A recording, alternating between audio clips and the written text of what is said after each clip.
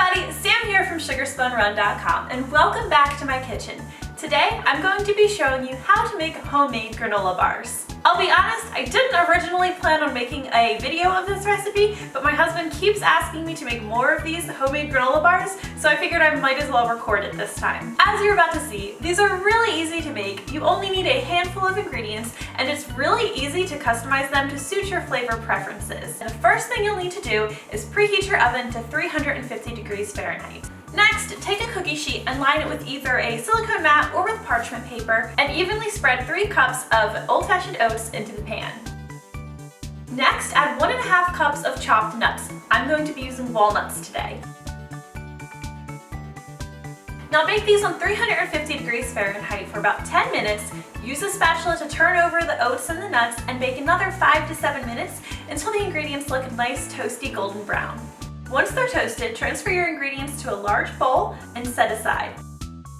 Now, if you want to add dried fruits or coconut or anything like that to your granola bars, add them now. I don't recommend adding more than 1/2 to 2/3 of a cup. Don't add chocolate chips or anything else that might melt at this point. We're going to wait a little bit before we add those. Any other add-ins are welcome. Today I'm actually going to be adding 2 tablespoons of flaxseed to mine. Alright, now grab a saucepan and let's head over to the stove. You're going to want to combine 6 tablespoons of unsalted butter, 1/2 cup of dark brown sugar, 1/3 cup of honey, and 1/2 teaspoon of salt, and heat these together over a medium-low heat, stirring frequently until the sugar is dissolved and the mixture is smooth.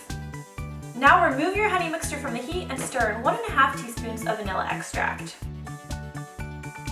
Alright, now we're going to pour this honey mixture evenly over your oats and stir well until all of the ingredients are well combined and well coated by your honey mixture.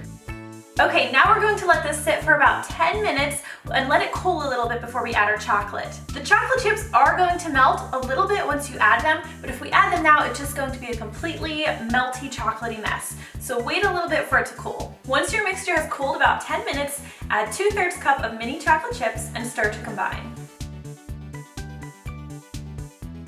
Now we'll press our granola bar mixture into a 9x9 parchment paper lined pan and use a spatula or the back of a spoon to press the ingredients firmly into the pan. Now we're going to top everything off with even more chocolate chips. You'll need about 1/3 to 1/2 cup of mini chocolate chips, and drop these evenly over your granola bar mixture. And use your hands to gently press the chocolate chips into the tops of the granola bars. Okay, now we'll transfer these to the refrigerator and let them chill for about 1 to 2 hours. Once they've chilled, remove the granola bars from your pan and cut them into about 1.5 inch wide pieces, and they're ready to serve.